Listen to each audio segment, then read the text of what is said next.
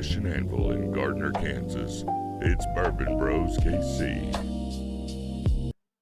What's up, everybody? Welcome to another episode of Bourbon Bros KC. I'm Andy. Apparently, Mike decided to work is more important than this. So, unfortunately, you're stuck with me. This is going to be the best episode we ever had. It might be. But on the plus side, we've got Derek and Heath, as usual, and special guest, Connor Maynard from the Miami County Whiskey Society. Nice. So, welcome. Thank you so much, guys. This is awesome. This is great. I'm super excited to be here. So Awesome. How's everybody's week been? Good. It's busy. Yeah. It's not hot, but not too bad. I mean, No, Heath's been fine. No, it's been fine. yeah. I was out mowing a bunch the other day, and I expected it to be real hot. It was pleasant. Yeah. It was fine. Yeah, it's not like the So- one weekend where it was extreme. Miserable. So, You don't want to be outside. So, No. yeah, it's been nice. Yeah, What's up, Rich? we're going to the Jelly Roll Post Malone concert tomorrow night at Nice. Kaufman, so Oh, nice. I'm hoping it's not sweltering. That's good. It Yeah, should be yeah. fine. Once you get to like 8, like what time does it start? I have no idea. Oh. I feel like once you get to like when the sun starts setting, it's really nice out. Yeah, Yeah. it is. It is. So should be a good time. Yeah. We're going working on. My grandpa bought an RV a few years ago, and it's an older RV, Yeah. but it's great. Like a Class C? I don't know. Like with a bunk over? Yeah. Okay. Yeah.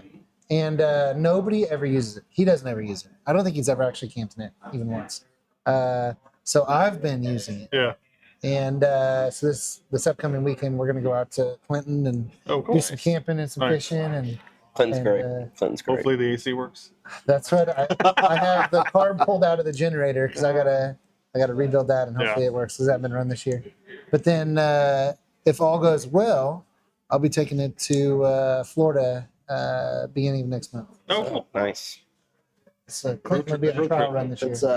It's quite the haul. Yeah. We're hopefully going to Destin. So, Oh, Yeah. that's Well, beautiful. that's a whole lot better than going to Tampa or something. yeah. Yeah. I mean, it's still what 16 hours. 16 or hours something. probably, yeah. Yeah, it's 16. It'll be beautiful. So, yeah. What are you getting up to? Work, the same as you. Working, mowing the yard, trying to stay out of the heat. We've been hanging out. He's in the stories on the other end right now, but Omar from Fratello Cigars, which is a company that I don't carry yet, Yeah. although we've started building an order there to hopefully bring it in. But he's a NASA rocket scientist, Oh, wow. former NASA rocket scientist, and I believe he was an NBA player. I know he played in a professional league in the Dominican at some point. So he's kind of smart. So he went from being a rocket scientist to cigar rep? Cigar. Professional basketball player, then rocket scientist, and then cigar shop or cigar brand owner. Wow. So- That's He pretty cool. must get bored easy. Yeah, that's the linear path of what I expect to happen. The new Artemis lander, the lunar lander, has Fratello logo on it. Oh, that's Oh, that's so when it cool. lands on the moon, his logo will be on the moon. Wow. that's really Nice. that's good branding. Great brand. That is really good branding. Yeah. So pretty cool. It's been a good day. I've had a great day just hanging out. I've had lots of reps come through That's today, and in fact, one of the reps gave us the cigar we're going to smoke here in a minute. Nice. So, Yeah, that's awesome. Awesome. yeah. All right. Our sponsor tonight and on all of our lives is Imami Cigars. It's our cigar sponsor, and Amin is actually in the shop watching see that that too. guy. So thank you, Imami. Thank you, Amin, for sponsoring us and believing in us and making great cigars. If you haven't tried them, reach out to the shop. Find us, social media, wherever you're gonna reach out to us. I can ship them to you. It's a great brand, great cigars, Nicaraguan blends, just solid. Fantastic. Well, we want to have a pour Let's while do we're it. chatting. Let's do Let's it. do it. So I've got this bottle of Hard Truth Sweet Mash Rye. It's double oak. It's 102 proof. I actually won it in a raffle. So it came in from Preet's Liquor out in New York. And it's really good. Mike and I dove into it the other day a little bit. He was telling me about it. Now, I had heard of Hard Truth before, but I don't think I've ever had anything from Hard Truth. Dude, what they're doing right now, it's like they're from Indiana. When everyone ever sees Indiana on the label, they automatically think MGP. Right.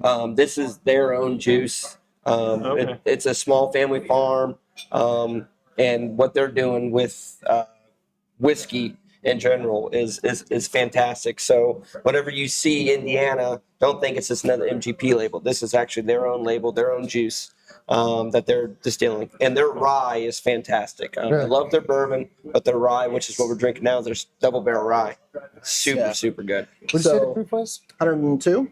102. So Yep. it was a hard truth sweet mash rye that won our bracket challenge. Yeah. Oh, that's right. I did try it. Yeah, Yeah, it was. yeah. It was a different. Not It wasn't double oaked. Not this That one was from. There won't be much left of that one tonight either. Yeah, no, Yeah. it'll probably be gone, Yeah. which is fine. Mike and I got into it Saturday when I was in here and Put a little din in that. had a little Yeah. polish, and Well, it's to be drank. nice. Not to store away in a cabinet somewhere. I don't think I've seen Jerry in here yet. Oh, the nose on it's awesome. Oh yeah, it's apples. Yeah, that is. Yeah, Yeah, it's very like ugly. you got a little bit of that oak impact. Yeah, Yep. that is really good. Yeah, I don't usually get a lot of the notes that you guys get, but Yeah. when we opened this the other day, it was apples. Just Yeah. slapped me. No, yeah, no, it's That's pretty. It's pretty poignant right on the nose. Like that is. It's super smooth. Like nothing. Oh, really, like it's really good. We also ought to talk about our other sponsor. Yeah. Gunners. Yeah. Our great They're- partners out of Wichita, Kansas. Gunners. Yeah, We're doing some great things with them to come, but we want to thank them for all they do for us. Yeah, I'm so excited about Yeah. what we're doing. Yeah, so pretty excited. Have we announced what we're doing with them yet? I don't think we're keeping it a secret. I don't think we've said it, have we? I mean, I've told everybody last I've week- ever talked to. last week was our pick. Oh yeah, we did. Oh, We did. sure. It was Yeah. last week. It was like Don't you remember last week? no. I was gonna say I have 4 Twitter followers and I tweeted it, so Yeah, Sweet. it spread. yeah. I'm excited. The process of going through and trying the different barrels and then the different finishes, that was awesome. I think it's gonna be really awesome when we get to try the actual ones we picked Yes. with the finishes. Like Yes. that's gonna be really where it's gonna, I think, take off. Yeah, we've been talking label design and That's all awesome. sorts of I stuff. think we've still got the remnants of a few of those samples up here behind me. Yeah. we could- Hey, I wouldn't mind sampling. We could polish those off. Nice. I'll tell Mike's you. not here to stop us. That's true. Yeah, yeah. Well, I'll tell you, like, as far as like what I'm seeing on the bourbon side, like there's a trend like that is going to like more local distilleries. Yes. I know a couple of groups have done like stuff with Rieger out of Kansas City. Mhm. My group, we've done something with Union Horse. It's out of Lenexa. Ben Holiday's blowing up, and now you have Gunners and Sedan that is going to be doing some really good stuff. Boot Hill, I know, Yeah. is on the up and coming. So I think Kansas and Kansas City in general has got some awesome whiskey coming out. And I think the more that we, as like a Kansas City metro area, kind of dive into what we have here, I think we can start really uncovering and kind of put Kansas and Kansas City whiskey on the map. I think what we're doing is awesome. Yeah. So I love it. I agree. There's some really good pours. Rieger, I've always thought they were kind of, their stuff's all right, but man, we went up there when you were with us. When you try their stuff, they're regular on the shelf. Yeah. stuff. Yeah, It's all right. It's But- fine. It's fine. There's nothing that really excites me about it. Some of their behind the scenes stuff is pretty legit. Yeah. Yep. Yeah. Yeah. It's And that's the beauty of like a single barrel. Like Yeah. is like you're now you're getting into 5+ year old stuff and Mhm. higher proof stuff. And that they only put that on the shelf. Like these brands would be unstoppable. yes. It's like you don't really know for what they are until you actually experience that. But Union Horse is the same way. Same way. I Same like their normal everyday options that you can go get on the shelf, but some of their Yep. their small batch stuff is just fantastic. Dude, they blew us away with what they pulled out barrels for us to taste. Like we were like we had a clear number one, but it was a hard decision. But the number one we chose was super exciting. But we could go back tomorrow and say, give me 3 more of those other barrels we didn't Right. pick. Like they were so good. Now with your club, what's the name of your club again? Miami County Whiskey Society. Miami County Whiskey Society. Okay, have you guys already put out your pick with Union Horse? No, so that should be here. I think between the 1st and 2nd week in August. We already done one pick. We did a Knob Creek pick. Okay. We were super excited about. Sold out in about a month and a half. Wow. So as a group, we're just wanting to do picks, regularly, and trying to bring something unique and different into the bourbon scene. Because everyone's chasing all the allocated bottles, right? But a lot of people don't realize that some of the rarest bottles you can get, or stuff like this, it's single barrels. Right. You can Yeah. never duplicate a single barrel ever again. Well, So I mean, at the max, you're going to get 200-ish Yeah, bottles yeah. out of it. I mean, and once that 200 bottles is gone, you're not going to get that exact same Right, bottle ever again. and But that's on the young stuff. I mean, a lot of Yep. this stuff is half of that. 100%. You know, a lot of these barrel picks are. Yeah, you get up to the 10, 12, 15 years and you're 70 looking more, bottles. 100 bottles. Yeah. Yeah, I mean, like you can go regularly find Weller Foolproof, and guess what? Like Weller Foolproof is going to taste like Weller Foolproof, but you know, you're only going to find this sweet mash rye double barrel, and you're never going to find anything that has that label that tastes the exact same.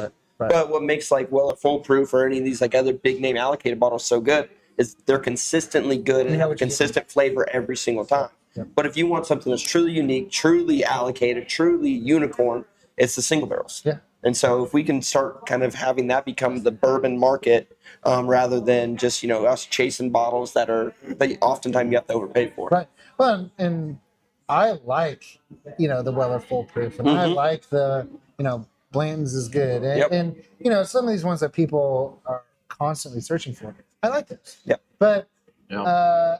it's not what excites me. Yep. And the cigar world is very similar. Nancy? You know, you have, you know, your big name brands. You've got, you know, Arturo Fuente, and you've got Monte Cristo, and you've got Romeo and Juliet, and those are great cigars. I like those cigars, but you know, I kind of chase the boutique stuff. Sure. And Yep. it's not the limited edition. It's not the allocated. It doesn't quite work the same way and translate the same way as the whiskey, but there's so much more out there than the big labels that everybody falls into that trap. Yeah. Well, you know, when I found my first Blanton's, I was so excited and I was so disappointed, honestly. I mean, it's not bad. It's fine. I mean, It's you know, good. I'll drink I like it, but for the hype. Yeah. But Yeah. you brought that straight from the barrel. Yeah, a couple of yeah, weeks straight ago. from the Oh my barrels. God. Yeah. That was That it's like in my eyes, like what Blanton should be. Like the normal Blanton should be Blanton's Gold. It should be bottled at 103 proof. If you want to keep the gold topper, fine. If you want, just go normal. And I don't care. It should be bottled at 103 proof and then straight from the barrel. The normal Blanton's is good, but the problem is now MSRP is $90. Right. Good luck finding it for $90. You go in the store, it's probably close to 110, 115 bucks, Right. and it is not that at all. Right. Yeah. So- Well, and I bought it off of somebody, and I bought it for 125 back when the stores had it Sure. for 180. yeah. So I thought I was getting a deal, and I'm like, oh no, this is a $50 bottle. Yeah. So Andy, do you want to talk about the Onyx bottle? Because I think you know more about that real quick before we get any farther. Yeah, the Onyx and Amber is a Short Kings pick. So we've got a couple of Short Kings in here, I believe. Saw Rich. Rich was here. I'm not sure if Jaime's made it through or not. And Moses, they've got a pick. It's fantastic. I will, Mike, if you're still on there, send Nick the link, and he can post it to buy. Is it available so now? good. It's available right now. I've heard a So lot I of just- talk about it. No, I need to get. Yeah, I need to. I just first time I'm hearing about this too. I love what Onyx Amber's Yeah, doing. Mike's got, I think, at least 2 more bottles coming. He's got one at the house. I've got one coming. Nice. So Nice. it's I hear is fantastic. Good. Yeah, we'll have to try it. I'm looking forward. Those guys have great palates. I mean, we've done some whiskey stuff with There's them. Simon. So, Yeah, Onyx and Amber's great. yeah. I mean, so like as you guys are kind of like seeing the whiskey market, like these NDPs, right? These non-distilling producers, like they're becoming more popular. Like, what is our thoughts on that? Is that the way that like that we think that bourbon should go to kind of get away from the big name distilleries? Or do we think it's good? Do we think it's bad? Like, because I'm kind of mixed on it a little bit, where I think like you get these NDPs that come up, and a lot of times like they're just basically a brand or a label that puts their sticker on, and now that $60 bottle becomes a $160 bottle, and that's just all from marketing and branding, which I think it has its place. But is the whiskey that much different than if it was just like, you know, a standard MGP brand like Penelope Remus or whatever? I don't think so for me, but I mean, also like let's use Rare Character for an example. Like, that's exactly what they're doing, Yep. and then they're buying MGP or other brands and just putting in a bottle and saying, "Here's your $100 bottle Yeah. against this Rare Character." Yeah. It's now I think they have some amazing stuff. I think they have some bad stuff. I mean, it kind of depends on what you're getting, but Nick, I just sent I you think the it's like link with anything. You buy to it, you the go spend money, and you're hoping it's Onyx Amber great. bottle And to your I text don't know if you message. feel the same way about cigars. And you buy a $20 cigar, and you're like, like It's I'd exactly, rather have this something does else. translate really well Yeah. to the cigar world, because there are lots of small companies out there Yeah. that don't make cigars, Sure. right? They buy They're a marketing cigars. company. They buy cigars from somebody else. They put their own label on it, and they sell it as their own cigar.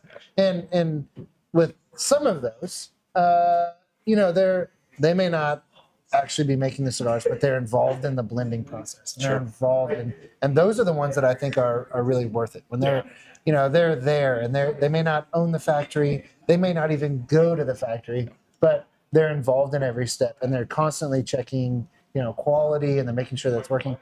There are other brands out there that I know that don't do that. Yeah. And the quality ranges wildly from box to box and cigar to cigar, and it hurts the brand, and I think it hurts. It's not good for the industry. Yeah. I couldn't agree more. So tell us a little bit how you got started, like how many people you got in your group, that kind of stuff, and what you're doing. So how this group really got started was kind of I have to go back to like 2022, 2023. We moved out to Manhattan for a few years, and I just got into a really good spot in Manhattan. 3 houses down from me was Jeremy Harmon. He's the main admin for Manhattan Brownwater Society, and I'd go to his house randomly for different whiskey tastings, and we had a shared love and a shared passion. So I really got to have the opportunity to kind of help grow that group, be a part of that group, be a part of a couple picks. Then we had the opportunity to move back to Paola. We had our first son, Lincoln, and we just needed to be close to family, so we moved back to Paola. And when I wanted to come back here, I wanted to duplicate what we did there. So I basically took everything that we did in Manhattan. I added a few things, kind of took away a few things, tried to make it our own. And I just wanted to duplicate what we do, what we did there here. And so we basically operate mainly on Facebook. We're getting ready to start kind of an Instagram. We're trying to evolve a little bit where we want to have like a social media wing part of it, kind of like a meetup planning part of it, just so it's not all necessarily on me, and I'm not the final chief, because I always say it's not my group, it's our group. Sure. So how can I expand that to where that actually is taking place? So I think right now we have 230 members, and we're just over a year old. Oh, nice. July 10th was our 1-year anniversary. We're at 230 members now. So went from an idea to like one person to 5 people. Now we're at 230 people. It's super special. It's awesome. I love it. That's going fast. So when you do a barrel pick, you can sell that out pretty quick within your group. Yeah. So honestly, I thought we could have sold out a whole lot faster. So when we did our first barrel pick, we had 180 people. In my eyes, okay, we got I think it was 112 bottles. In my eyes, we should have 180 people lined up, fist fighting for that bottle, right? And there's 60 people Right. Yeah. not having a bottle. Yeah. So I had to kind of gauge my expectations a little bit, because I like to think everyone has my mindset, or everyone kind of thinks similar to me, but obviously that's not the case. So we sold out relatively quick, about a month and a half.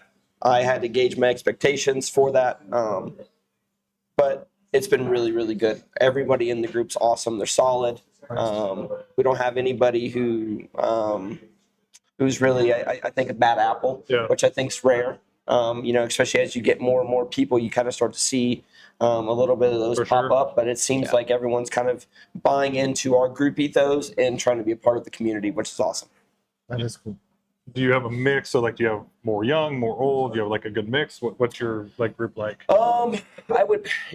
I would say it's a really good mix. I think our youngest person is probably my little brother. I think so. He's 4 years older, so he's 26.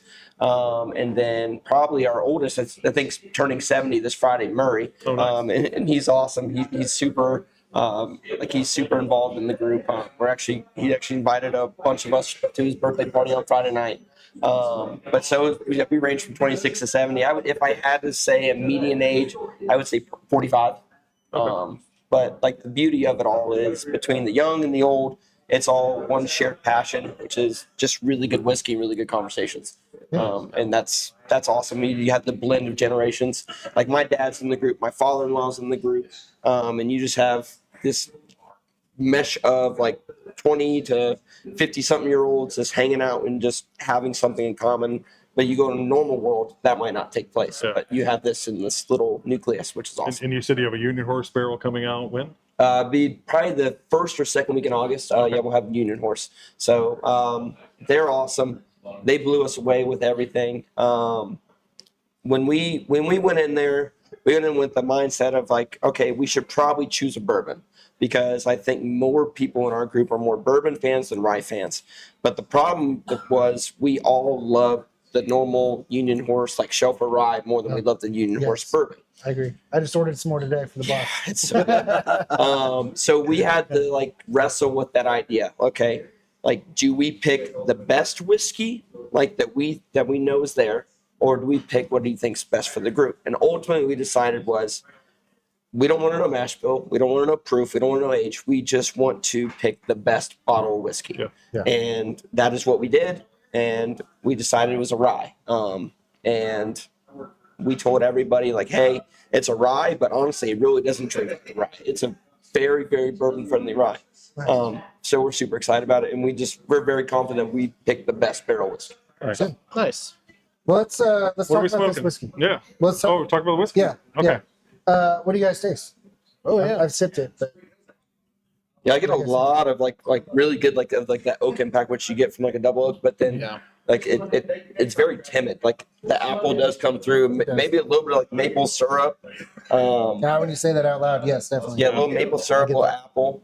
You know, I did look it up earlier today. No, yeah. So what are the tasting notes? Orchard, which where you're gonna get your apple. Okay. And oak, obviously, and maple were the three predominant ones. Yeah, whiskey, There might have been a little bit Like of leather we're in there. amateurs. yeah, I But, can definitely see leather.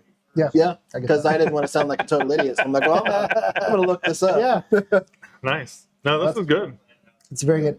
And at what 104 proof is that what you said? I think 102, right? 102, I believe. 102 proof. It drinks very smooth.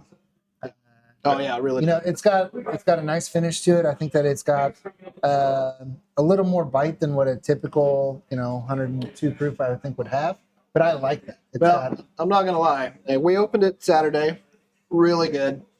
It did sit in the truck all day today, and it was a little warm actually when I felt the I bottle. was gonna say it's still good, even though it's not in the truck all day. Me and a guy from work, Ryan, he was on here earlier. We took a little pour before we left the parking lot, and my first drink was like, that's a whole lot hotter when it's physically hot. Yeah. So was this now that good from the get go? Like Yes. once you popped it, it was good. Yeah, That's absolutely awesome. it was. It was so good. Yeah. But especially now that it's cooled down a little bit, Yeah. that burn has kind of gone away, and it's back to.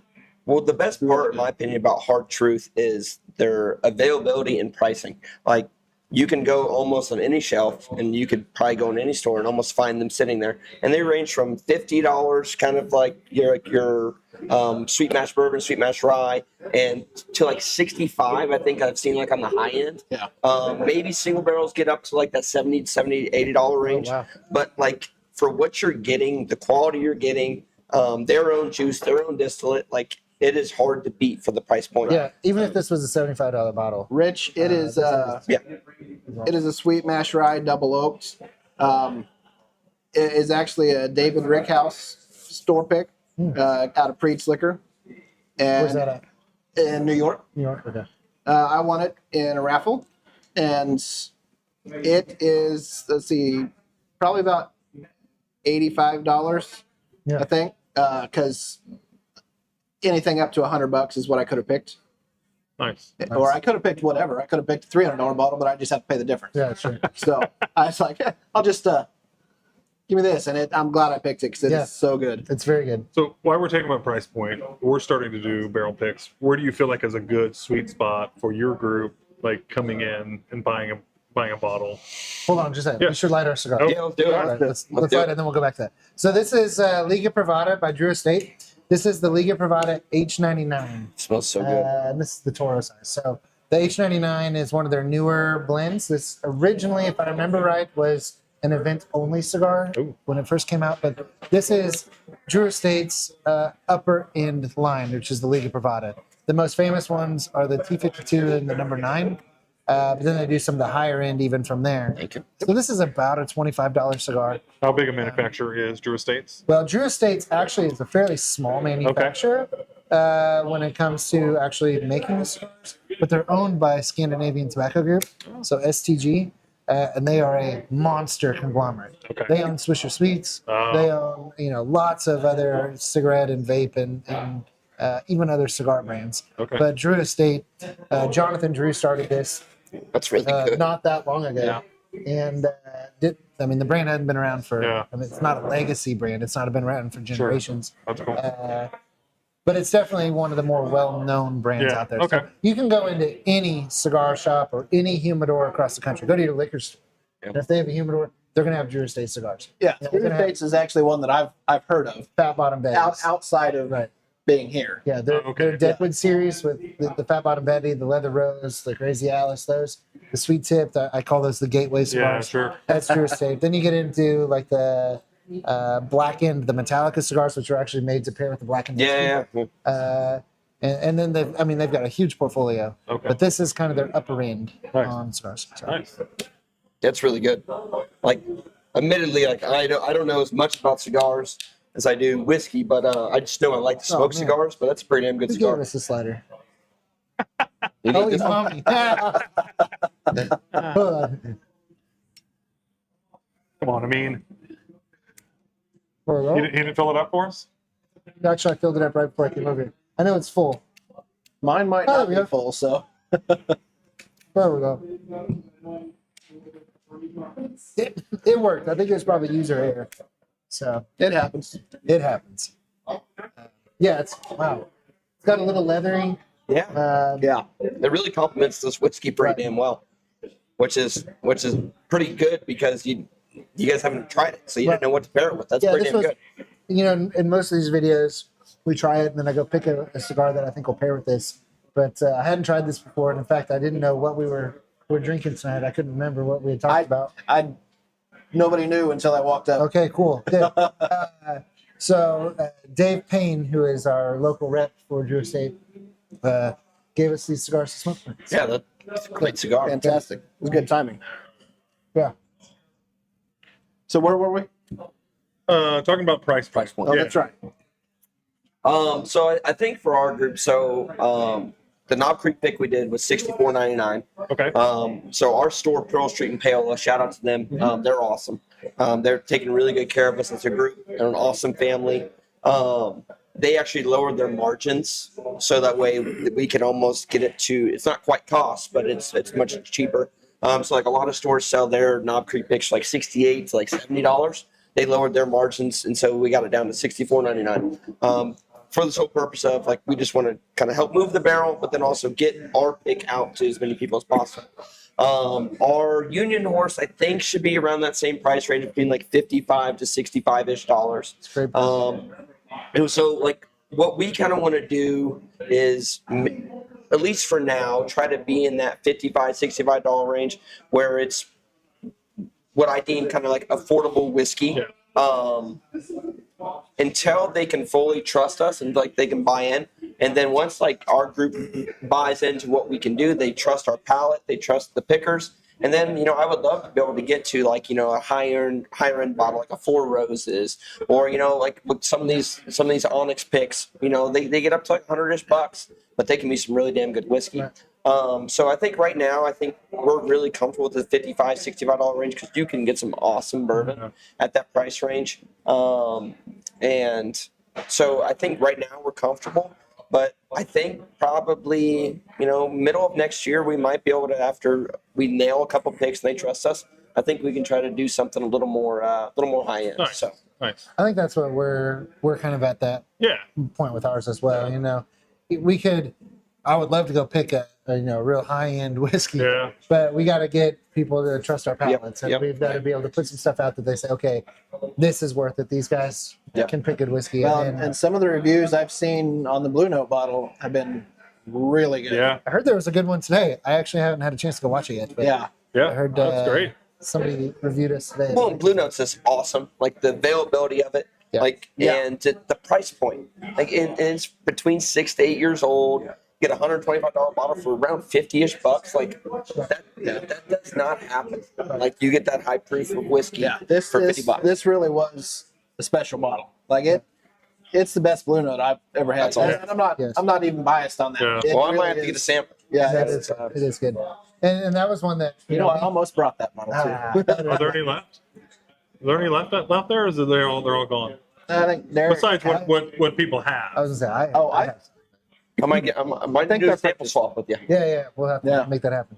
But with that one, we picked it, but it wasn't just us that picked it either. Right. It was Yeah. us and the Kansas City Whiskey Yeah. Guys. Oh, that's Okay. right. Yeah. Yep. So it was, another local club that partnered with us on our first one, Awesome. which was a great experience. Oh yeah. But I'm excited to Yeah. to do some of our own as well. Yeah. No, it's like, to me, like that is what is so awesome about this group that has opened the door. The opportunity is to do the barrel picks.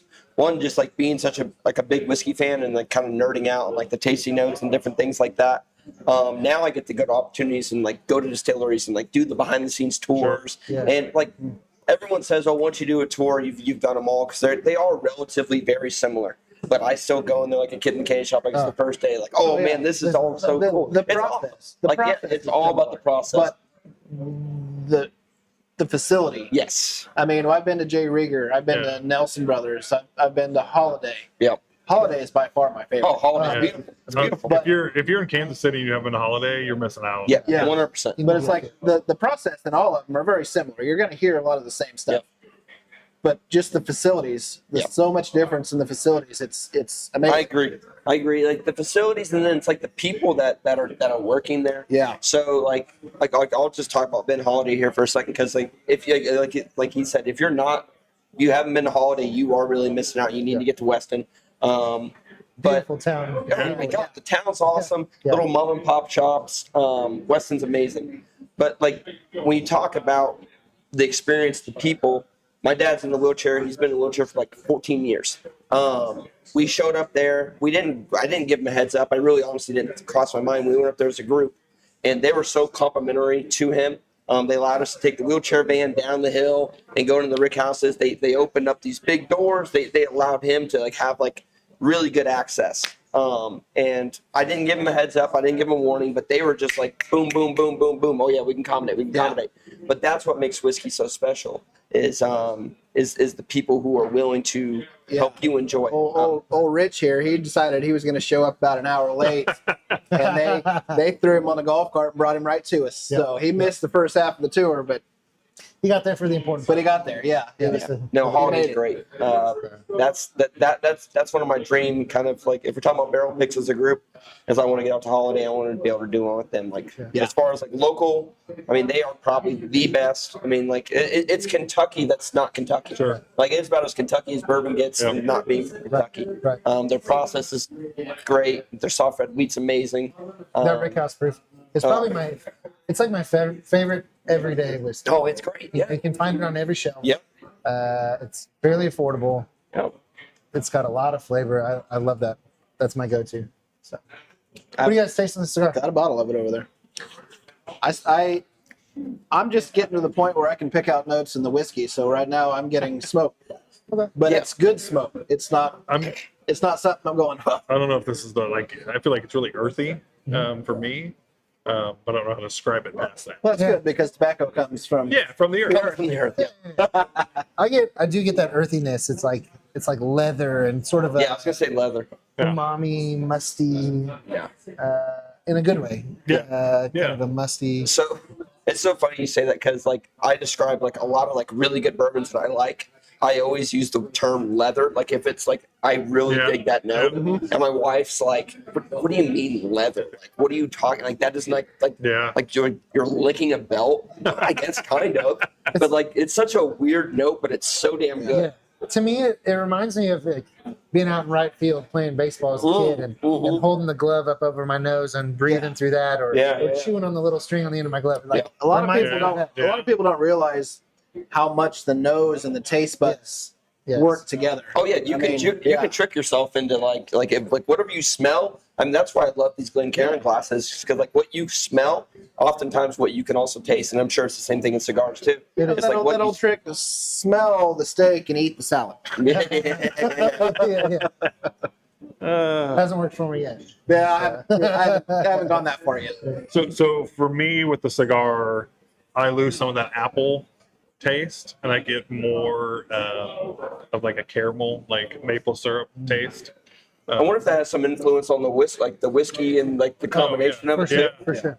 But like as I smoke more of the cigar, I lose that apple like orchard type. That's interesting because You're getting more of it.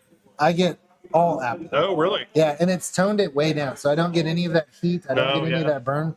It's mild. It's mellowed the whiskey out a lot for me. But I get a lot of apple. Yeah. But I do understand what you're saying with like caramel. Yeah. I didn't really get caramel before. Yeah. I definitely get it now. That's definitely something we learned when doing this cigar blend pick. You know, we're doing all these different finishes to see how it affects the cigar. And we hit that port finish, and the cigar just like died. Yeah. There was nothing there. Really? And So then the whiskey overtook it. Yeah, and then we went back to the cognac finish, and the cigar was Totally flavorful took again. Yeah. all of the flavor out of this cigar. It was flavorless. There was Wow. nothing at all. It was Tasting except this whiskey. And so you see it. You know, we tried the whiskey before we lit up the cigar, and we every week that we light a cigar up here, we have a very similar, a very similar thing happens. It affects one affects the other. Sure. And it mutes certain things. It pulls out other things. I see that a lot of times. What I've noticed is it mellows out the whiskey, and then changes the cigar palate as well. Yeah. So For sure. No, it's fantastic though. I think those do meld really well together. it is a good pairing. That's a really good pairing. It's a good pairing. So as you moved here back to Paola, Yep. what was the hardest part of getting your society up off the ground? I think the hardest part, and maybe we're still kind of trying to deal with it a little bit today, is just to get people understanding like what we're doing. Because I think when people think of whiskey, I think a lot of people have many different thoughts. Like when I think of whiskey, so I think I'm drinking neat, I'm enjoying pours, just hanging out, shooting the shit. I think when some people think of whiskey, they're whiskey and Coke. Those are two distinctly different things. I don't think one is more right than the other, but like what our group is it's more of a whiskey group where whether you're drinking on the rocks or you're drinking neat or whatever, we're appreciating whiskey for what it is. There's room for everybody, but I think some people have joined the group just because they see whiskey. Yeah. And, I like whiskey. and which don't get me wrong, like. Yeah. Shooting Jack number 7 just to get a quick buzz. I mean, that happens, right? Sure. But it's kind of different than what we're doing. So I think the hard part is trying to get across to like what we are and what we're trying to do, and just trying to find where everybody can fit in. Because I don't want to be a group that's like, oh, you don't drink neat. Oh, I don't want anything to do with you. You mix it with like. At the end of the day, drink the whiskey how you want to drink the whiskey. But also, like, don't show up to a bottle share and pour someone Stag Junior and mix with Coke, right? Yeah. So it's like be respectful, have boundaries, but like trying to find that like happy medium where everybody can participate and everyone feels like they're a part of the group and the community, and getting people to buy into who we are and what we do as a community. And like, we have 230 people. Take care of the bug problem in here. Oh. There you go. Yeah, right in the whiskey. But like, The happiest gnat in town. we have like 230 people, and we average probably anywhere between like 20 to 25 people a meetup. And again, like I talked about earlier, like trying to like gauge my expectations. Like when we first started, we had 100 people, but we only had like 10 people showing up to meetups, which is like 10%, which is not bad, right? 10% is good. But in my head, it was like, why don't we have like 20%, 25%? Yeah. Right. So like, I also have to kind of slow myself down, and I have to be like, you started with one person. Now you have 230 people. Like, be happy where you are, and appreciate where you are. And like, luckily, I have a pretty good like group of friends like in the group that kind of help me with that, because I do have to. So tell me about, is there a cost to join? How often do you guys meet? That kind of stuff. Yeah, there's no cost to join. We are just like a Facebook group. We try to do something once a month, whether it's a bottle share or a meetup or something. Like in April, we didn't do a bottle share, but we did the Ben Holiday group tour. Okay. And it was just like, basically what I said, like they can accommodate 20 people. First 20 people to sign up and buy a ticket, you can come. Then we spent the morning at Ben Holiday, then we went into town. We hung out in Weston, went to the speakeasy down there, and we just hung out and just had a really awesome Weston day. But as far as like joining the group, there's no cost. Bottle shares, the only cost that I ask for people to do is buy at least one raffle ticket. It's show up, it's $10. I always try to do 5 to 6 different, whether it's bottles of whiskey, hats. We've done like custom barrel staves. We've done a couple things. And so just buy one raffle ticket and that automatically gets you in for that.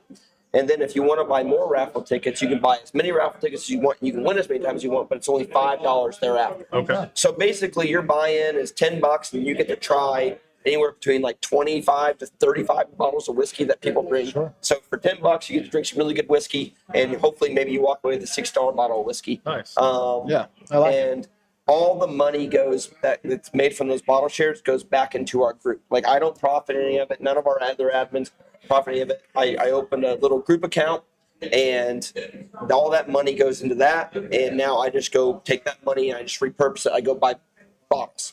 I'll buy hats, I'll buy whatever for future raffles and future giveaways. So like my basement now, I have like my whiskey cabinet, my whiskey area, and then I have like the group's whiskey area. Oh, cool. So it's also really fun too, because now I still get to scratch that itch of like bourbon hunting, but now I'm not doing it with my money, I'm doing it with the group's money, I'm doing it on behalf of the group. It's much better. So yeah. So, oh, cool. I just found an Eagle Rare. Like when I went to Colorado, I found a couple Eagle Rares. I texted some friends, like, hey, you guys want Eagle Rares?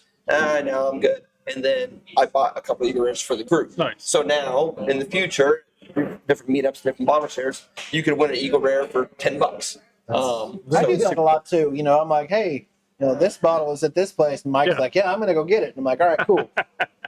Right. That's the best part about having friends. I'll try yours. So someone on here asked if you do scotch. Is anybody in your group into scotch? Do you guys? So make scotch? yeah, we got a few scotch drinkers. Yeah, we're not a strict bourbon group. We are the Miami County Whiskey Society. So that means rye, scotches, Irish, whatever. But I would say we are primarily a bourbon group. But we have had several people bring different scotches, Irish whiskeys. I don't know if they really get drank that much of bottle shares, but the beauty of a bottle share is if you maybe wanted to try a scotch and maybe didn't want to pay for it, it's right there on the table. You get to drink it. My father-in-law is really big in the scotch, so he always gets excited when there's a bottle of scotch there. Nice. I know that we are the bourbon bros, but I'm a scotch guy. I love scotch. And My stepdad is a big scotch guy, and I'm not gonna lie, I've had some really good scotch. Those Macallans that are not the shelfers, but even the shelfers. the 15, 18 year, the 21 year, when I decide, hey, I'm going to buy him a bottle for his birthday, and then I look it up, and I'm like, he can buy his own damn scotch. Right. Yeah, scotch is expensive. No, I'm a big scotch fan though, and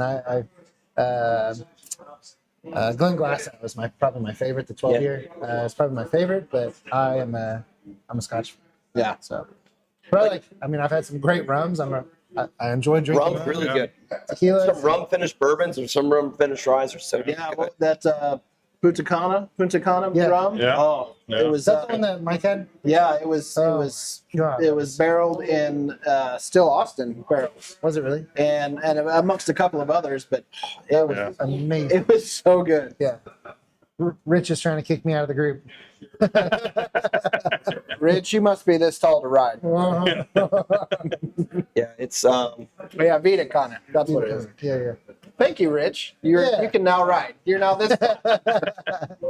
but that's the beauty of like the bottle shares, right? Is like you get to have a plethora of whiskey on the table and you get to try it. Like like our biggest bottle share was our 1 year anniversary.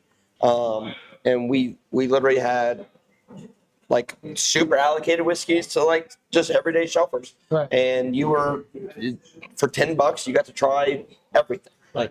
And it was awesome. Like that's the best part. Like if I could say anybody who's getting into bourbon, I think one of the best tips I could give you is one, find a friend who's really into whiskey, and then go drink his whiskey before you ever buy any of your own whiskey, because he probably made all the bad mistakes that you should not make.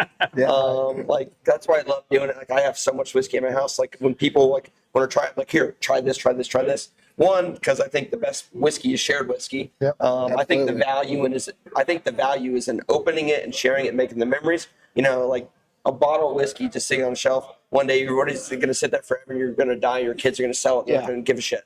That's what I like to say. I have a selection, not a collection. Yeah, exactly. Right. Yes. Or open it and make memories and share it, and then enjoy the laughs and the conversations that come with it. So go find a friend that has stuff open and say, I want to try this, this, and this, and do not do what they did, and hopefully learn and grow. Like that's awesome. I'm not a collector.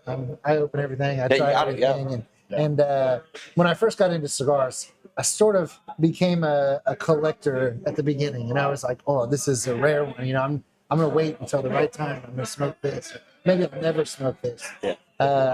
Because I can't get another one. And then somebody told me, can't remember who it was, but somebody told me, like, you know, if you do that, you're going to end up with all this huge cigar collection. And it's going to go to your wife's next husband. Oh, it's my wall. And I was like, wait a minute. I'll grab it. I'm smoking them. I'm not saving them. That's I'm funny. not saving them for anybody. I'm going to enjoy it, and I'm going to share it. And No, Frankie, we're not calling people out. Jerry, I don't know who's this collector you're talking about. That bottle. I don't even know Jerry. But open them, Jerry. Open them. He'll open any bottle you give him as long as he already has one that's not open. See, but here's the thing: you might never find another one. Right.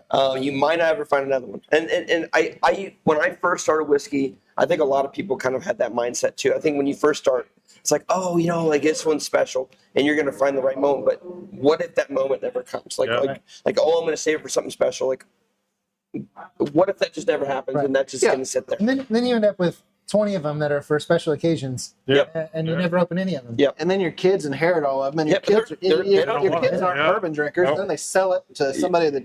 Yeah, they're not going to care. I have one cigar that it's the only one that I'm Special collecting. occasion cigar. I don't know what I'm going to do with it. It's an Arturo Fuente cigar, and I'm not a huge Arturo Fuente fan, although I haven't smoked one I don't like. But they only made 250 of this one cigar, so not 250 boxes, but 250 cigars. And I was at an event where you didn't know that you were going to get a cigar going into it, and he had taped beforehand. Carlito Fuente had taped a cigar under each chair. And so during his presentation, he's like, "Okay, reach under your chair and pull this out." That's cool. And he goes, "Okay, I know you guys are all going to want to collect this. I only made 250 of them. There's 13 different tobaccos. One of them is a Zimbabwe tobacco, Wow. which I've never even heard of before. Because I know you're going to want to collect this, but it really means a lot to me. And I want you to right now cut it and light it with me." And I was like, "Nope," and it went in my pocket. And but now I don't know what to do with it. You know, I'm not having another kid. I've got 4. I'm not having another kid. So now, what do I do with it? I'm not gonna lie. The best cigar that I've smoked, and I haven't smoked near the amount of cigars that you have. Best cigar I smoked was given to me by that man over there, Imami. Yep. It was a cognac finished Maduro. Oh, it's a great. And I asked him as I got into it, I was like, man, when is this gonna hit the shelves? He goes, it's not. Yeah. He's like, this, what I've got in my bag right here is all there is. That was the big one. Yeah. It was a Maduro. Toro size. I have it And- in a Corona. He came out with it in a Corona, but it's sweet. And it is so good. It's a great cigar. But I was almost disappointed because I was like, I'm never going to be able to get this again, but I was so glad that I experienced it. Right. Yeah. Yeah, I got to find a time to smoke that cigar. So It's a little sweeter, which was my palate on Right. cigars. Right. So, but it was so no, that's good. one of his new flavored lineup, and it's a good one. That's my favorite out of the flavored stuff that he's doing. Yeah. That's Frankie, the knuckle sandwich is really good as well. Frankie, which knuckle sandwich? There's like 8 of them out there right now. Which one is your favorite? Didn't you give us 3 of them at the Toby event? Yeah, at the Toby event, we had the Connecticut, the Habano, and the Maduro. Yeah. I kind of think the Connecticut was my favorite of those. I think it's probably my favorite too. But they just came out with the 2026 Chef Special. Yeah.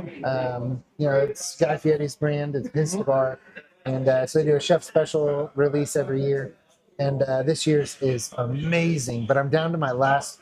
I might have 6 cigars in there. Yeah. They're the In last fact, ones. I just smoked that Connecticut Saturday. Really? Yeah, that was the last one I had to smoke, and it was it was really good. Well, they also have the Puro, which is a Nicaraguan Puro, which is a regular line extension. That one's out there in a few different sizes.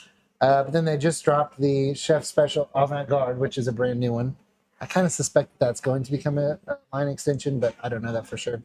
Nice. And then here in November-ish, we'll get the 59 for Guy's 59th birthday. They do a lot of these special That's cool. releases. Very cool. But yeah, they're all very good. So someone asked about V cut versus punch versus that. Is there the best way to cut a cigar? Is it how you like it? Like, tell us about it. It's how you like it. Like you said, drink the whiskey like the it way was- you like to drink it. Okay. However, there is the correction. Oh, there. You should straight cut your cigars, right? The punch is fine in a back cut. You forget your cutter at home.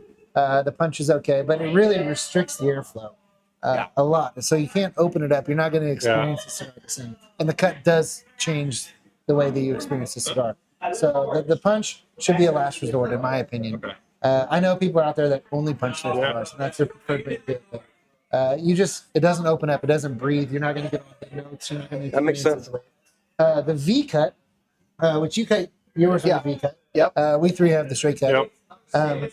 But the V cut is a great cut, and it's way better than a punch in my opinion. I have the perfect punt or the perfect cutter Right, where you can only put it in so far. right.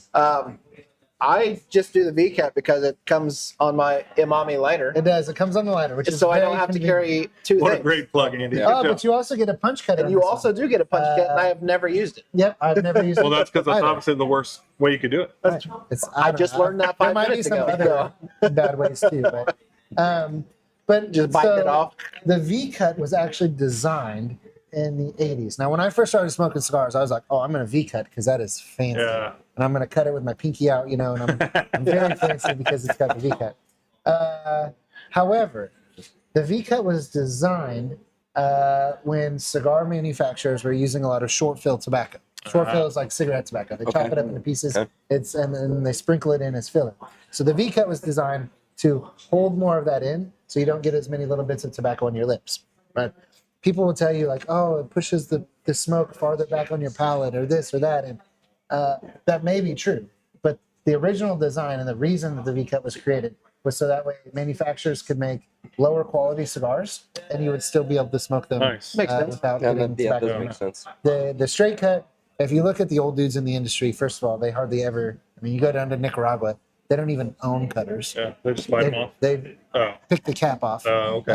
The old dudes in the industry do that. But this is going to give you the Right. closest experience. This is what the blenders use. This is, the people making the cigars, this is what they use to cut Okay. their cigars. A straight cut. And the other ones work, but there's also there's a cut called I think it's like shuriken it's like a Japanese word. And it looked like an egg. And I've only used one a couple of times. But it looks like an egg, and you put your cigar in, and it leaves the cap totally intact, but it pierces around the edge, it like perforates the edge, which I feel is like that would cool. be harder to draw.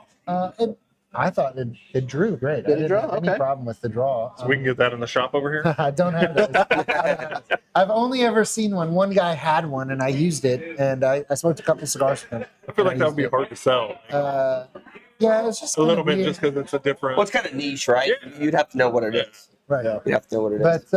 But again, it's going to restrict the flow quite a bit, and so for me personally, I straight cut everything. When I first got into smoking cigars, and I was using the V cutter, but then I got into okay, now I'm actually buying cigars from my store, and I'm judging do I want to carry this one or this one.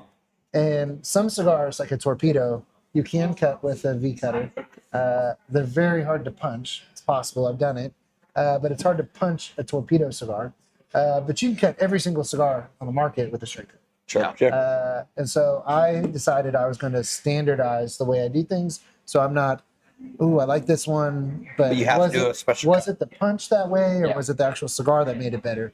And so I went with the straight cut, and I've not looked back. A straight cut kind of comes in handy too when you left your cigar sitting here overnight. You come back to it the next day and you're like, oh, you just snip the end off and light it back up. Just Or find if you're one out on the ground. camping and forget to cut Yeah, it, find one just out cut it right across. There you go. But It's free. actually, if you do, I smoke a lot of cigars the next day. I'll start one up and then I'll set it down and I'll come back to it the next day. You don't need to cut it at all. No cut, just light it. Knock the ash off. And when you light your cigar, we didn't talk about it on this video, but when you light your cigar, you roast it, you toast it. Right. All right, and you keep it out of the visible flame. You want to keep it cool. You don't want to carbonize those sugars. You want to caramelize them. So you keep it out of the flame and keep it cool. And then you pull the flame up to it. When you relight a cigar that's gone out, instead of pulling, you go through the same process, toast it, heat it up, and then instead of drawing the flame to it, you blow out over the flame, and you'll blow all the ash particulate back out instead of pulling it deeper into the cigar. It lights just the same. Huh. But it, I did it not know helps keep your cigar tasting better on the relight. Awesome. Yeah. That's really cool. Yeah. So Connor, tell us what you got going. What's new for you guys? What do you got coming up? So I think the big thing we have coming up is this Saturday. We're doing a silent auction. One of my, I'm a teacher. That's my main job. One of my students and athletes that I coach, he's a 7th grader now. He's going to be an 8th grader. He got diagnosed with leukemia. And so as a whiskey group, I wanted to try to figure out, okay, what can we do to help support it? And so I came up with the idea of wanting to put on a silent auction for him. So that's happening on Saturday, July 18th. It is a ticketed event and everything is sold out. So thank God, like we were able to sell tickets and get a lot of people into the door. So it is sold out. So if you did miss that opportunity, or if you're across the country, you haven't heard of it, you're not part of our whiskey group, it's an awesome cause that we're trying to do. And that's like the big thing that we're trying to do as like my group in the Miami County Whiskey Society group. We're not just trying to be just a bourbon group or a whiskey group. We want to do something that helps the community. And how can we get involved in community? It's just by trying to give back whenever we can. If we have the platform with 200 plus people, we can get 200 plus people just to rally behind a family or a person in need. Like that's what I want whiskey to be about. It's all about enjoying great pours, but it's also more than just a bunch of drunk dudes and girls getting together. It's all about like showing support and love and bringing people together through whiskey. So like if you do want to donate, I can help get the money to where the money needs to go via Venmo. It's at Coach-Maynard. Perfect. It's in the chat. So all that money goes straight to the cause, whether it's going to be through little extra raffles that we're going to try to get for last minute stuff, food, just a couple of different things. And then at the end of the day, once all the money has been dealt for the silent auction, I'm going to try to give it the check to the family. So whatever money's left over, it's going to go straight to the family. And so I think we're going to have about 120 people into the door. We have some awesome prizes. We got the full Weller Rainbow. We got an old Rip Van Winkle. We got a bunch of different whiskey prizes. Ash and Anvil kindly donated a whiskey and cocktail pairing. So super thankful for that. So if anybody wants to get behind that cause, because the fight's not over on July 18th, right? So this kid's going through absolute hell, and if we can just help continue the fight for him by any means necessary, that's what I want to do. So That's awesome. Fantastic. yeah, so that's the big thing. Yeah. What do you teach? You don't have to History. say where you teach, but what do you teach? Yeah, history. What grade? 7th and 8th grade. Oh. Yeah. So before I opened this, I was a high school teacher, and I taught Earth and Space Science. But my favorite age group was the 7th graders. I student taught in 2 different 7th grade classrooms. Yeah. They are so weird. Yeah, they are. They are. Middle school is a very weird age. You're finding yourself. Yeah, oh yeah, my it's gosh, it was so much fun. Yeah, it's a that weird was age. Great age group to teach. What do you coach?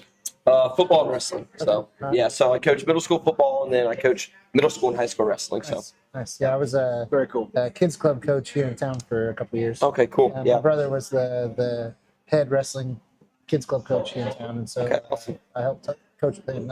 Yeah. That is a great sport, and Yeah, wrestling's great awesome. for kids. My 5-year-old daughter's starting wrestling this year. That's great. Yeah, dude, wrestling for girls is booming. Oh my It's gosh. like an really it's like an over 300% like increase Yeah. in America, which is awesome. Like we don't really have like a specific like girl staff, boy staff. Like when we lived out in Manhattan, I was the girls' head wrestling coach, so I had a lot to do with the girls program and growing the girls program out there. But coming back here, we don't really have like specific girls coaches, boys coaches. We just kind of go where we need to. Sure. But I do enjoy coaching the girls side of it because girls really don't have egos like boys. Like boys got egos. Girls are way more coachable. They listen. Yes. Like they're awesome. Like I like coaching the girls side of it. And I have a 2-year-old son who's really getting into it. He comes to practice with me, and we just have a newborn girl. So I'm super excited to get them both involved in it. Wrestling is a tremendous sport for what it does for your character, Yes. mental, physical. Like it's awesome. So Yeah, I played football and basketball and baseball growing up, but wrestling was my sport. Yeah. And I hope that my daughter takes to it. My older two did not. I tried, but they don't have it. Yeah. So hopefully my 5-year-old does. It's awesome. And 5-year-old is like 5 is a really good age to get started. Like my son, he's been in the wrestling room basically since he was probably 3 or 4 months old. He's been going to practices, and now he'll come into practices. He'll try to do the somersaults as the kids are doing the somersaults, part of the warm ups, and he's all about it. Like so it's been super fun doing that. Good. Well, guys, make sure you support the cause. Check out that Venmo. That's big. Yeah. All the money goes directly, whether it's to the silent auction or straight to the family. Kind of like what I talked about earlier is, like all the money that's raised via the Bourbon Group, none of it goes to me. It all goes repurposed back to the group or into what we're doing. And I always try to make sure any donations, anything like that, you get credit for it. So please, if you can, give me your name. And I'm making a slideshow for the event. And so anyone who's donated or contributed is going to be on the slideshow, just so that way people get credit where credit is due. The fight is not over on July 18th. This kid's going through hell. So anything that we can do to help him, I'm all about it. Yeah. So your group, where can we find your group? You said you're on social media. Yeah, so Facebook's right now, I think Facebook's our main portion. Miami County Whiskey Society. We are very strict to Miami County. Right. So if anyone is like you could say if like you're from Florida or wherever you are and like you get denied, I'm not doing that. I'm just trying to sift out real accounts versus fake accounts. Right. Okay.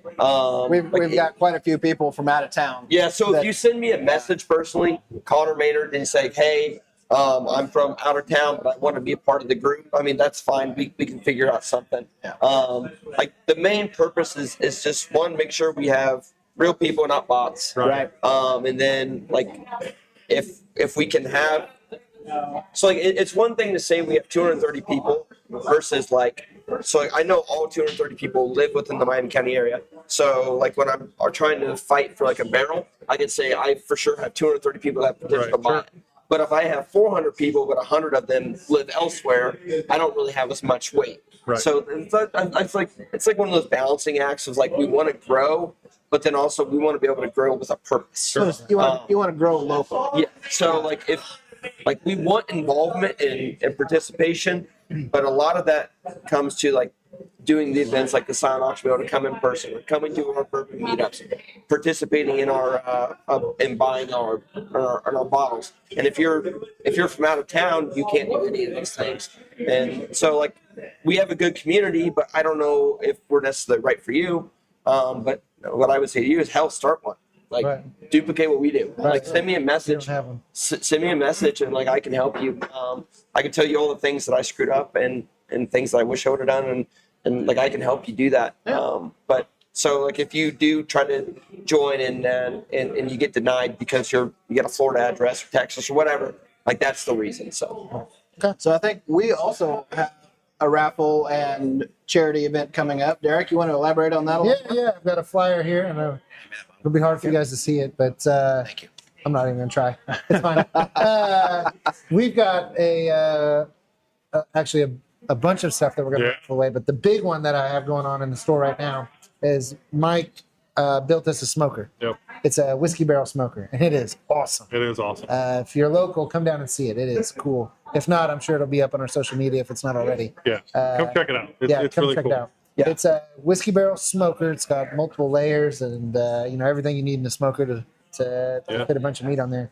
And we're going to be selling raffle tickets, so they're 1 for $5 or 5 for $20. We've got a Venmo. I'm sure that we can put up a Venmo somehow. Yeah. And the money is being raised for our Veteran and First Responder Appreciation Night on September 26th. So we're going to have a big event here in the store. People from all over the place are going to come here and participate in a bottle share. We've got a bunch of different things going on that night, but we're going to raffle away this barrel.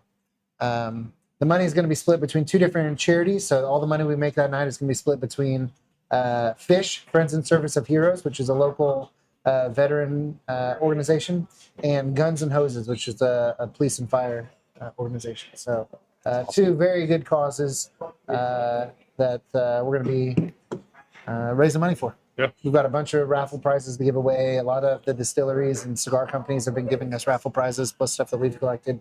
And then this awesome smoker. So, yeah. Yeah, it'll be a good one. It's a beautiful. Oh, it's amazing. You can find us. I think Nick posted a link. Find Bourbon Bros KC on Facebook. There's pictures of it on there. Facebook, Instagram.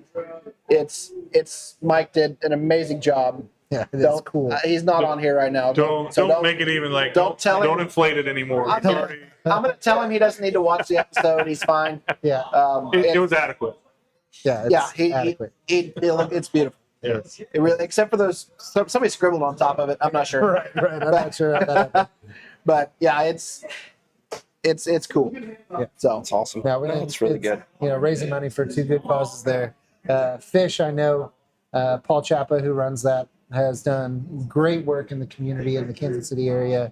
I know of people that have had their house painted, veterans that can't afford it or can't do it themselves, have had their house painted and vehicles worked on, and they give away service dogs and wheelchairs and all sorts of That's awesome. great support for veterans. And then the Guns and Hoses organization is one that I know. There's a guy that I know that was affected.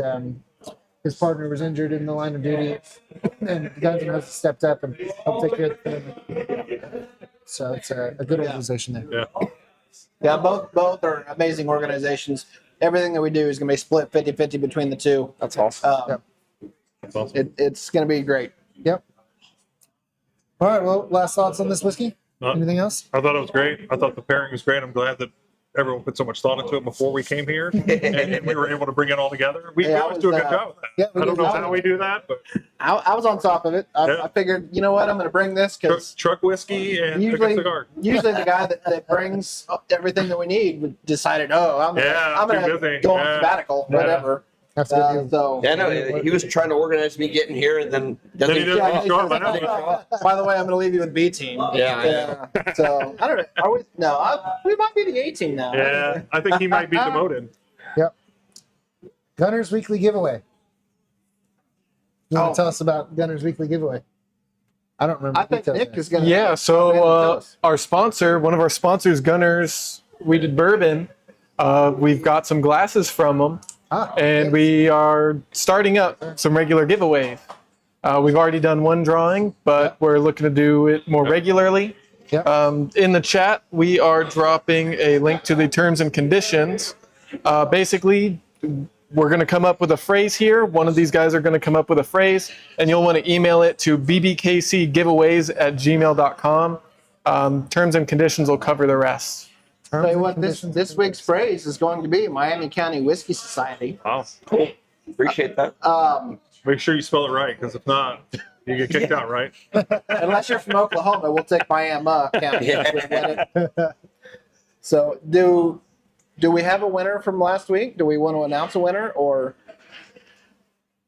We didn't get any sort of confirmation to announce from them. If you do want to be announced, include it in your email. Otherwise, we'll just kind of keep things hush hush and not say who actually won it. I guess I'm going to start entering them. Hey, if I won, just go ahead and announce it. You did not win. Sounds about right. Well, then we're getting close to our 500 mark on our subscribers on YouTube as well. We're getting Miami County Whiskey Society, push them over. Let's do it. Let's show them what we do as a group and as a community. Yeah. Please, let's go. I think we got them like close to 10 followers. Yeah. We got 230 people. Again, that's kind of like the frustration I was talking about. Like, hell, we should have 230 people. Like, additional. So hey, show them what we do. Support the show. They're helping support us. Like I said earlier, it's not in whiskey. It's always like the old saying. It's not about what you know. It's like who you know. Right. So if you can build connections, build relationships, then really some really good things can happen. So if we support them, they support us. We can do some really cool things as a group between the two and have an awesome partnership. Yeah. So Miami County Whiskey Society, like let's subscribe. Let's support, and they are doing a lot to help us. So when we get to the 500 mark, we've got a really great opportunity for someone to win the opportunity to come be on the panel with us, and we have some pours that are just amazing. Well, some great stuff. I don't think we've announced what it is. We haven't. You're gonna have to. I don't know that we've actually finalized what it is yet. You know, we're still kind of putting it together. We got an idea, but we'll bring some great stuff. Yeah, I know at least one bottle that is hard to find, rare and hard to find. Rare and hard to find. So what are we doing next week? We're doing a 250th. We're going to be we're a couple of weeks late. Yeah, that's okay. But we're going to do America's 250th We special. had that many episodes already. Yeah, 250 episodes already. Or you know what? It's going to be like it's not quite our 50th, but it's close. So we've got a few bottles that are the 250th anniversary bottles. So tune in next week. We'll get hopefully not all of them because it's going to make Wednesday a rough day. Can you make the list? Do you know the list? Yeah, there's a Rittenhouse 250th. Yep. There is Yellowstone 250th. There's the Evan Williams 250th. There's a Boot Hill out of Dodge City, Kansas, 250th. And I believe there is a Maker's Mark that was triple dipped. That's going to be a booger to open. That'd be fun. I think red and white wax for the top with a blue wax label. I believe those are the ones that I know about. We may surprise us with another one or two, but we'll smoke a 250th theme cigar as well. Yeah, there you go. We've got that going for us. I'm excited to smoke that cigar. It's a great stick from Aladino. I like it. It's a great cigar. I know someone that has a box of those. No, I do too. Okay, one more time. What is tell us what the whiskey was tonight? The whiskey was a Hard Truth Sweet Mash Rye Double Oaked bottled out of Indiana. So it was fantastic. Tell us about the cigar. Very good. We're smoking the Liga Privada H99 from Drew Estate. So another really great cigar. I love this cigar. Fantastic cigar. Yeah. And it was a great pairing. It really was. With it worked out, with no planning, it was a great pairing. That's right. Sometimes that happens. Yeah. So what do you think, fellas? Everybody good? Yeah, I really appreciate you guys thanks for being on having here. us, man. It's been awesome. We love hearing what everyone else is doing, and we're obviously doing the same thing. It's we like to get together and drink and share, and that's the best part of bourbon. That is what it's all about, sharing. So always great to join up with somebody else that's like-minded. Sure, open them, open your whiskey. Open do it. Jerry, it's the best. Jerry, do it. I saw you a minute ago. Open it up. Jerry, I might do a single barrel pick. I don't even know who you are. I'm going to put a sticker on the back that says Jerry Open It. Jerry Open It. Yeah. And no one else might not get the joke, but hell, that might be a really funny inside joke. Personally send you a bottle. There you go. Jerry Open It. So that's fun. And seriously, that's what it's all about. Community sharing and just getting together. Like that's where the memories are made. Yeah. So I really appreciate it. All right. Nick, we got anything else we're going to touch on? I got nothing. All right. Fantastic. Remember, it's not just about the pour, but the bond it creates. Thanks for everyone that's joining. Thanks for Mommy and Gunners for being our sponsors. Everybody have a great night. Cool. Thank you guys. Thank you for joining, and don't forget to like, share, and subscribe.